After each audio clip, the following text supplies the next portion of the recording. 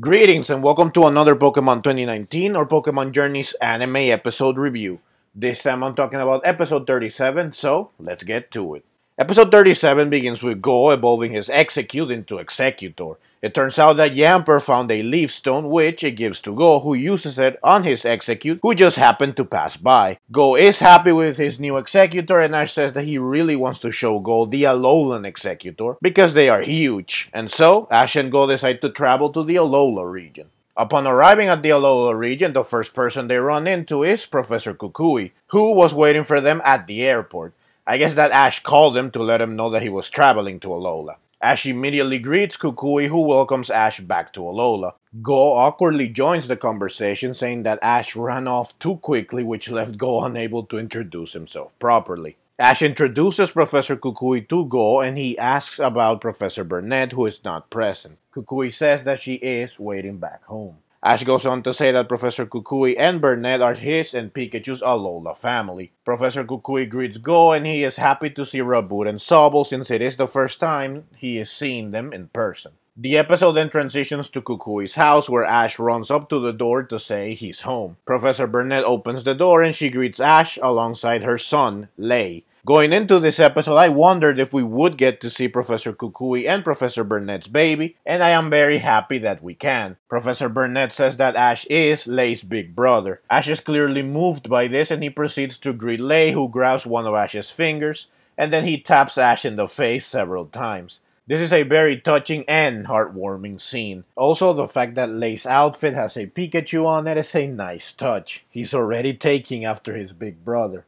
Now, this does bring up an interesting paradox because Ash is still 10 years old, or at least he is supposed to be, since the last time his age was mentioned in the anime was back in the Black and White series, and back then he was still 10. Since Lei is here now, it means that it has been around 9 months since the Sun and Moon series, which is almost a year. Ash's return to Pallet Town and subsequent journey to Professor Sakuragi or Cerise's lab, which kickstarted this new series plus everything he has done so far in 37 episodes of Pokemon Journeys, took around 9 months total. This means that more than a year should have passed within a single series, so there is no way that Ash is still just 10 years old. It is easy to disregard and forget about Ash's age because the anime rarely mentions his age, and they rarely specify time. Like, the anime won't say what the date or year is, or how many days pass in each series. So it is easy to forget about time itself, and thus we can think that time does not exist in the anime, but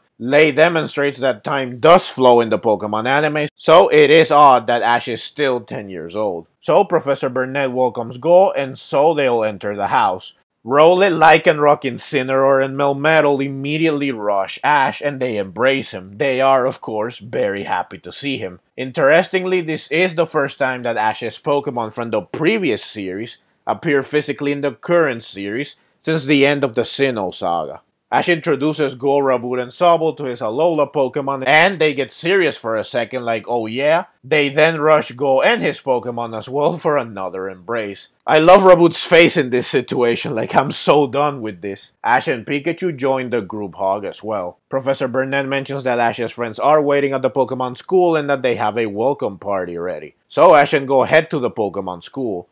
Kukui and Burnet see them off, and they mention as they watch Ash and Goh from a distance that they make a good team. On the way to the Pokemon school, Goh catches a Pyukumuku, but not before it punches Raboot in the face for messing with it. This is Goh's first Alolan Pokemon, and it makes Goh the first main character, including Ash, to own a Pokemon from every region. Ash has yet to catch a Pokemon that originated in the Galar region, which is why he does not share this accolade with Goh. Ash does have his Galarian Farfetch'd, but this is a regional form of a Pokemon that originated in the Kanto region, and thus it technically does not count. Ash and Goh are then seen chasing a Grubbin, which Goh wants to catch, but the Grubbin burrows underground. This is similar to what happened in the first episode of the Sun and Moon series, where Ash tried to catch a Grubbin as well, and it escaped by burrowing underground. Ash and Goh chase after the Grubbin as it continues moving underground, but they end up chasing different things. Ash followed the Grubbin, but he stops once he realizes that Goh is not with him. Meanwhile, Goh ended up chasing an Alolan Ductrio. This surprised Goh and he ends up falling into a river. However, Lana fishes him out of the water. Lana and Go introduce themselves to each other, and Lana realizes immediately that Go is Ash's friend. The episode then cuts to Ash, who is looking for Go. I love that Beware, Stuful, Marini, and Mimikyu are shown briefly carrying food into the woods. It's a shame that Team Rocket did not appear in this episode as well, but I guess that there was no time to fit them in. But at least we got to see their Pokemon.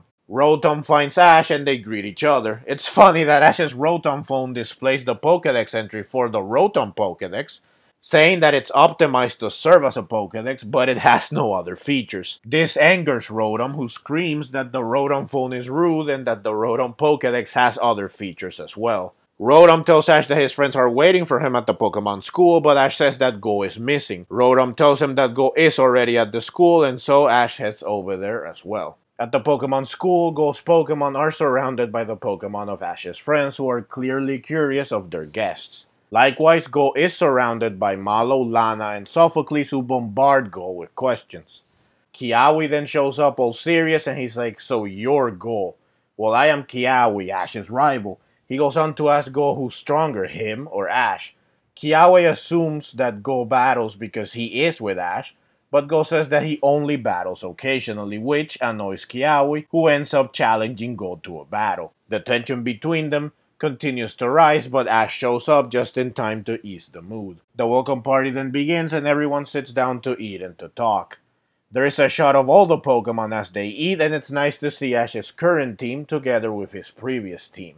It's just too bad that we didn't get to see an actual interaction between them. Lana then brings up a letter from Lilie. Lana reads the letter and the episode transitions to a flashback of when Lilie wrote the letter. She wrote it aboard a train and Gladion also shows up. They are still looking for their father, but it looks like they are getting closer and closer. It was great to see Lilie and Gladion again, even if it was just a flashback. Lana finishes reading the letter to reveal that Lilie also included Ash in her farewell. This resonates with Ash, and he says that Lilie is doing her best, so he should do his best too. And he challenges Kiawe to a battle, which made me happy, and Kiawe says that it would be great to battle Ash, but he declines, saying that he will battle Go instead, because he wants to see if Go is a worthy rival for Ash. Kiawe also says that the person closest to Ash should be strong enough to help him achieve his dream.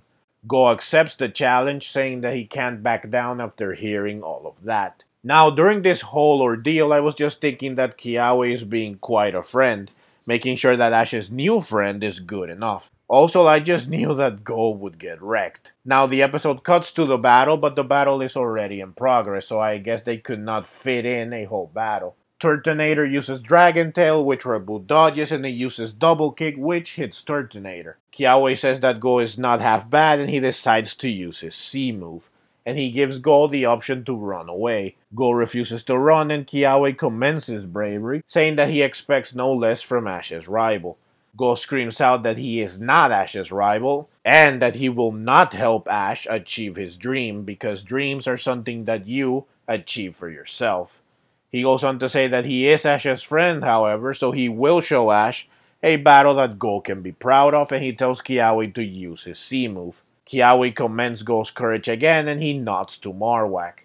Kiawe readies his C move with his usual poses, which is always cool to see, and Turtonator fires off the Inferno Overdrive. Raboot counters with Ember, but of course it's no match for Inferno Overdrive. Go and Raboot are almost swallowed up by the C move, but Marowak saves them just in time. Kiawe's plan was not to crush Go, but instead he wanted to test his resolve. Go is clearly annoyed that he had to be saved, but Kiawe tells him to look after Ash. Go says that he can do that, even if he's not Ash's rival.